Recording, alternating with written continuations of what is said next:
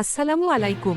আবহাওয়াবিদ মোহাম্মদ লুৎফুর রহমান নাবিলের স্বাক্ষরিত বিজ্ঞপ্তিতে জানানো হয়েছে, দেশের ওপর দিয়ে ধেয়ে আসছে তীব্র থেকে অতি তীব্র কালবৈশাখী ঝড়ের সম্ভাবনা তৈরি হয়েছে। বর্তমান আবহাওয়া বিশ্লেষণে দেখা যাচ্ছে, বঙ্গোপসাগর ও দেশের অভ্যন্তরীণ অঞ্চলে তাপমাত্রা বৃদ্ধি এবং আর্দ্রতার তারতম্যের কারণে শক্তিশালী বজ্রগর্ভ মেঘমালা তৈরি হচ্ছে। এর ফলে আগামী কয়েকদিন দেশের বিভিন্ন জেলায় হঠাৎ করেই শুরু হতে পারে তীব্র ঝড়, দমকা হাওয়া, বজ্রপাত এবং ভারী বৃষ্টিপাত। বিশেষ করে ঢাকা, খুলনা, রাজশাহী, ময়মনসিংহ ও সিলেট বিভাগের কিছু এলাকায় এই কালবৈশাখী ঝড়ের তীব্রতা বেশি হতে পারে।